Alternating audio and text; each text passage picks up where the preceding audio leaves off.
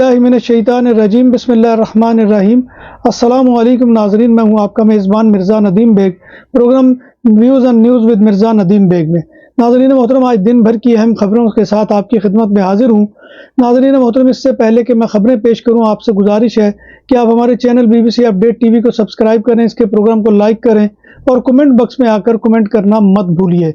और दरवाज़ों के लिए लोहे और लकड़ी की बात हुई पुरानी, अब ज़माना है अलमुनियम का, जो देर पा भी है और खूबसूरत भी।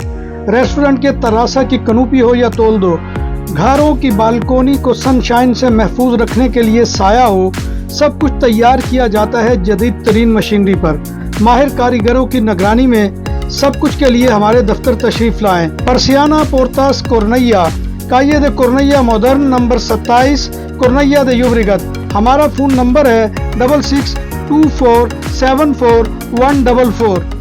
नाज़रीन मोहतरम, आज की सबसे पहली खबर का ताल्लुक बांग्लादेश से है कि ढाका में इटालियन एम्बेसी ने बांग्लादेशियों को खबरदार किया है कि वो अपनी वीज़ा दरखास्तों के लिए एजेंटों का सहारा मत लें और ना ही जाली दस्तावेज़ात यानी फेक डॉक्यूमेंट्स पेश करें। यही वजूहात है कि जिनकी वजह से वीज़ा दरखास्तों पर कार्रवाई में बहुत ज़्यादा वक्त लग रहा है।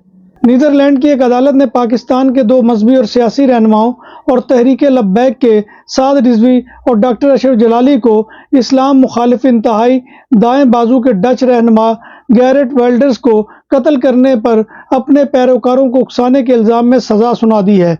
डॉक्टर अशरफ जलाली को 14 साल और साद रिजवी को 4 साल कैद की सज़ा सुनाई गई है। यूनान स्टार्टअप इन्वेस्टर को गोल्डन वीज़ा देने का इरादा रखता है। यूनान 2.5 लाख यूरो की इन्वेस्टमेंट करने वाले बिजनेसमैन अफराद को गोल्डन वीज़े फराहम करेगा। इस बात का ऐलान यूनानी वज़ीर आज़म किरियाकोस ने किया। 2.5 लाख की इन्वेस्टमेंट पर 5 साल रिहायशी इजाज़तनामा यानी रेजिडेंट कार्ड हासिल करने के अहल होंगे। यूनान में नई गोल्डन वीज़ा पॉलिसियाँ और तब्दीलियाँ 1 सितंबर से लागू होंगी। लिथुआनिया इस साल इमाइग्रेशन कंट्रोल के लिए सख्त इकदाम कर रहा है। इन इकदाम की वजह से लिथुआनिया में तकरीबन 36,000 गैर मुल्कियों को मुल्क में काम और रिहाइश से महरूम कर दिया गया है। इन इकदाम में सख्ती की वजह से वर्क पर्पस के लिए रेजिडेंट कार्ड की दरख्वास्त देने वाले गैर मुल्कियों की तादाद में भी कमी वाक़ई हुई है। कवानीन में सख्ती के बाद 2024 में रेजिडेंट कार्ड की कुल तादाद 67,175 दरखास्तों पर कार्रवाई की गई है, जिनमें से 20,410 को गलतियों की वजह से मुस्तरद कर दिया गया है। एक 32 साला मराकशी खातून फातिमा हमल के 8वें महीने में अपनी जान जोखों में डालकर 2 घंटे तैरकर मराकश से स्पेनवी इनक्लेव स्योता पहुंच गई।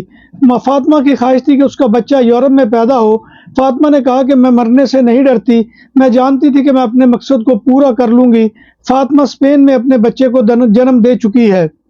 स्पेन के आइसलैंड पाल्मा मायोर्का के शहर युक मायोर में गिरफ्तारी से बचने की तगोदो में एक अलजायरी शख्स चर्च की छत से गिरकर अस्पताल पहुंच गया, जो जख्मी है और अस्पताल में दाखिल है। अलजायरी शख्स के खिलाफ उसकी बीवी ने ग्वार्डिया सिविल को फ़ोन किया था कि मेरे खामद ने मुझ पर हमला किया है और मुझे जान से मार देने की धमकी दी थी। बार्सिलोना की साबिक मेयर आदा कोलाओ ने अक्टूबर में बार्सिलोना सिटी काउंसिल से मुस्ताफ़ी होने का ऐलान कर दिया। आदा कोलाओ ने 2015 से 2023 तक बार्सिलोना की मेयरशिप की है। आदा कोलाओ ने एक समाजी एक्टिविस्ट के तौर पर अपनी जिद्दोजहद का आगाज़ किया था और उन्होंने बैंकों के हाथों मजबूर लोगों को मकानात की बेदखली से बचाने के लिए एक प्लेटफॉर्म भी बनाया था और वो इन बेदखलियों की रोकथाम के दौरान पुलिस की मज़ाहमत का निशाना भी बनी। आदा कोलाओ फ़लस्तीन की जिद्दोजहद की भी पुरजोर हामी है। बार्सिलोना में कदीम और मारूम मकामात की दुकानों के बंद होने की लहर ने मुकामी लोगों को परेशान कर दिया है। बुलंद किरायों और बदलते हुए रुझानात में सियाहत का सामना करने वाले कारोबारों की जगह रवायती इदारों ने ले ली है। मौसम गर्मा के दौरान कतालान के दारुल हुकूमत बार्सिलोना के डिस्ट्रिक्ट अशम्पला में एक 24 घंटे के नए ग्रोसरी स्टोर के इफ्तिताह ने सोशल मीडिया सार्फिन को नाराज़ कर दिया है। बार्सिलोना के मारूफ चर्च सग्रादा फैमिलिया फेस्टा दे मरसे पर 4 दिन 21, 22, 23 और 24 सितंबर को फ्री एंट्री के साथ खुलेगा। इस मौका पर 20,000 मुफ्त टिकट जारी होंगे और मुफ्त टिकट लेने के ख्वाहिशमंद अफराद 16 सितंबर तक अपना नाम रजिस्टर करा सकते हैं, क्योंकि टिकट्स बाज़रिया कुर्रा अंदाजी दी जाएंगी। पाल्मा मायोर्का के शहर काल्विया में पुलिस ने ایک 24 سالہ جرمن ٹورسٹ کو گرفتار کر لیا، جس پر میگالف کے ہوٹل کے کمرے میں ایک سیاح خاتون کی عصمت دری کا الزام ہے۔ نام بھی اصلی، ذائقہ بھی اصلی، لذت اور چٹخانوں کی دنیا، پرانا کرتبہ ریسٹورنٹ اینڈ میرج ہال، دیسی کھانوں کا مرکز، روسٹ مرغی، چاپ گرل، روسٹ ران، سالم بکرا روسٹ، وسیع و عریض ہال، 400 افراد کے بیٹھنے کی جگہ، سالگرہ، شادی اور دیگر تقریبات کے لیے، فیملیز کے لیے علیحدہ انتظام۔ ریسٹورنٹ کی دنیا میں خدمت اور نفاست کا نام چودھری اسکندر حیات گوندل۔ ہمارا پتہ کائیے کرتبہ نمبر 100، بادالونہ، اسپین۔ ہمارا فون نمبر 9313923341۔ نام عادل تندوری ریسٹورنٹ، بارسلونا میں مہمان نوازی کا پہلا نام عادل تندوری ریسٹورنٹ، بر صغیر کے روایتی حلال کھانوں کا مرکز، گرل، تندوری روسٹ، چکن اور مٹن ٹکا، سبزیاں اور تڑکے والی دالیں، رس ملائی اور فالودہ، قاری عبد الرحمان کی فخریہ پیشکش، غریب و امیر کے لیے۔ بارسلونا کے قلب میں واقع عادل تندوری ریسٹورنٹ، کائیے استے نمبر 9، نزد دراسانہ ہاسپٹل، بارسلونا رہائش کے اعتبار سے مہنگا ترین شہر بن چکا ہے، اور اس شہر میں مکانات کے کرائے آسمان کی بلندیوں کو پہنچ چکے ہیں، جس کا اندازہ اس امر سے لگایا جا سکتا ہے کہ بارسلونا میں ایک کمرے کا کرایہ 638 یورو ہے۔ اسپین کا صوبہ کتالونیہ بھی رہائش کے کرایوں کی وجہ سے مہنگا ترین ہے۔ اسپین میں صدیوں قبل دفن کی گئی ایک مسیحی راہبہ سانتا تریسا کا جسد خاکی قبر کشائی پر مجموعی طور پر سلامت ملا ہے۔